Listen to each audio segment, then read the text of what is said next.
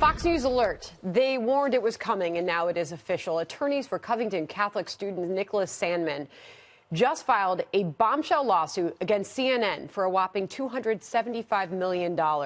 They allege vicious and direct attacks on their client, seen in this viral encounter with Native American Nathan Phillips.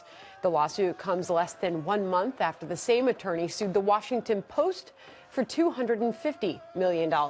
Here now exclusively is Todd McMurtry, co-counsel for Nicholas Sandmann. Todd, thank you for coming on the program tonight. So first off, this is breaking news. We're just now bringing this to our audience. What can you tell us? Well, we just filed the lawsuit today in the federal district court in Kentucky, the Eastern District. And as you said earlier, it is a significant lawsuit seeking $75 million in compensatory damages and $200 million in punitive damages from CNN. What specifically does this lawsuit highlight about what we are seeing in that video and what happened in the minutes and hours that followed? Well, what CNN's tagline is facts first. And what we believe their reporting was in this circumstance was lies first, cover-up second, and facts not yet determined by that organization. So the difference between this lawsuit and the other lawsuit that we have filed is that CNN is a very significant media organization with a much broader reach than, say, the Washington Post. It has Twitter followers of 41 million people. It published 4 videos, 9 online articles that were tweeted out. So that's millions and millions and millions of repetitions of the lies and falsehoods that CNN spread. And what was the impact on Nicholas Sandmann, this high school student? Well, we've talked about the impact on Nicholas Sandmann a number of times, and it is significant. Nicholas Sandmann was a 16-year-old young man who had a perfect reputation. He was loved by his parents, respected at his school, and had many good friends at Covington Catholic High School. So he was a person that was doing very well in life, and due to his strong character, he still is.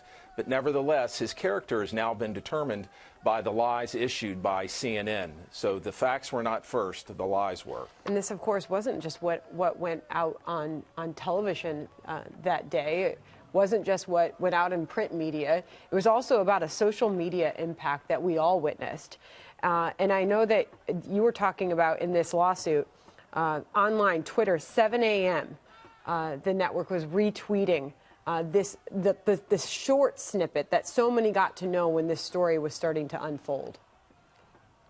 Correct. Sending out a short snippet like that at 7 a.m. after the event happens is totally irresponsible, completely negligent, and in our view, subject to punitive damages. They did this without any reasonable investigation. They took something straight off Twitter that had been, in essence, manipulated so that it told one story, and they reported it as the truth.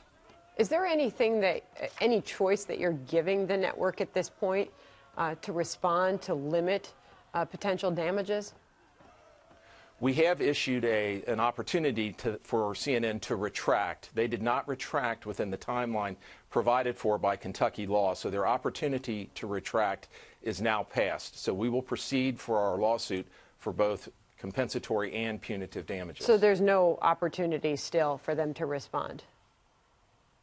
No, not under the law. If they try to do it now under the law, it's too late. They can certainly do that if they choose to on their own accord, but it would not affect the lawsuit from a legal standpoint. Of course, it was the Washington Post, and now you're outlining an even bigger sum of money in this particular lawsuit against CNN. Are there others that will follow here? Certainly. We're looking at other potential defendants. We plan to file a suit every few weeks or month. We probably have at least 10 top targets in the media and individuals, some of whom were people that were involved in Twitter attacks. But certainly there are defendants to come, others that will be given an opportunity to retract those statements. And we'll give them that opportunity first, so they'll have an opportunity to retract. So do those outlets already know about this? I mean, are you naming names? Can you tell us tonight? As to whom we are looking at, who we think crossed the line, certainly we're looking very closely at NBC. We're looking very closely at AP. We're looking very closely at HBO for the conduct of Bill Maher. We're looking at some of the people who, like Kathy Griffin, who sent out these horrible tweets that are called doxing, where you like to say to somebody, go get their name and address, with the idea being that somebody's going to show up and possibly do physical harm to them. How do those lawsuits compare? And we'll wrap it up here. How do those lawsuits compare to the ones we've seen so far?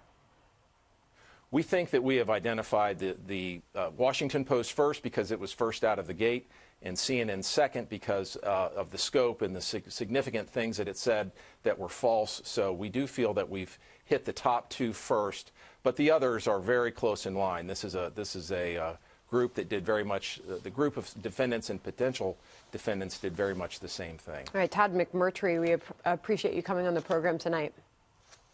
Thank you, Sandra.